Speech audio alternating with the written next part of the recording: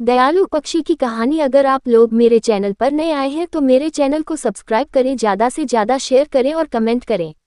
आप लोग के लिए ऐसे ही मज़ेदार कहानियाँ बनती रहूंगी। इस कहानी का नाम दयालु पक्षी की कहानी जरूर सुने।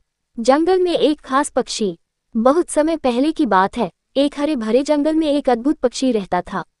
उसकी नीली पीली चटखदार चोंच, सुनहरे पंख और चमकती आंखें उसे बेहद खास बनाती थीं। लेकिन उसकी सबसे बड़ी खासियत थी उसका दयालु हृदय। इस पक्षी को दूसरों की मदद करना बहुत पसंद था। वह जरूरतमंदों की सहायता करता, छोटे पक्षियों को खाने के लिए अनाज दिलाता और घायल पक्षियों की देखभाल करता। जंगल के सभी जीव उसकी इज्जत करते और उसे दयालु पक्षी कहते। घायल कबूतर और दयालु पक्षी। एक दिन जंगल में भयानक खतरा आ गया। कुछ शिकारी जंगल में आए और उन्होंने अपने जाल बिछा दिए। कई पक्षी उन जालों में फंस गए। उनमें से एक कबूतर भी था जो खुद को छुड़ाने की बहुत कोशिश कर रहा था, लेकिन जाल बहुत मजबूत था। दयालु पक्षी आसमान में उड़ता हुआ वहां पहुंचा। उसने कबूतर को देखा और दुखी हो गया।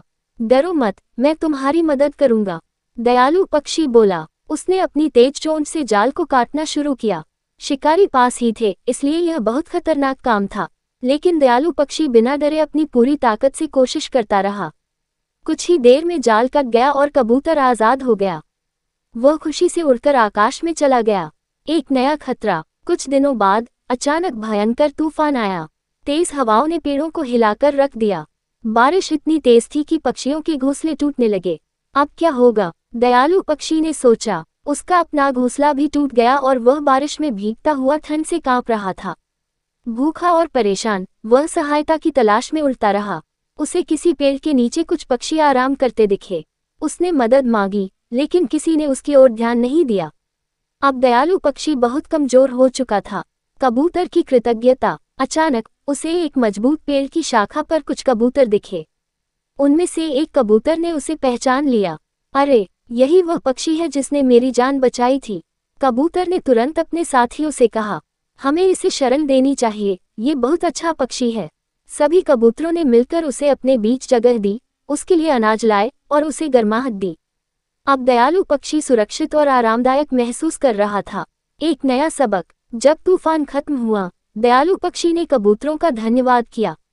कबूतरों ने कहा, जो दूसरों की मदद करता है, उसकी मदद खुद भगवान करते हैं। दयालु पक्षी ने सीखा कि अच्छाई कभी बेकार नहीं जाती। अगर हम दूसरों के लिए दयालुता दिखाते हैं, तो एक दिन वही दयालुता हमारे पास लौटकर आती है। अब दयालु पक्षी ने तय किया कि वह हमेशा अच्छे कर्म करता रहेगा और दूसरों को भी यही सीख देगा। हमें इस कहानी से यही सीख मिली। चेकमार्क। दयालुता और करुणा सबसे बड़ा धन है। चेकमार्क। जो दूसरों की मदद करता है, उसकी मदद खुद भगवान करते हैं। चेकमार्क। कभी भी अच्छाई करने से मत हिचकिचाओ, क्योंकि एक दिन वही तुम्हारे पास लौटकर आएगी।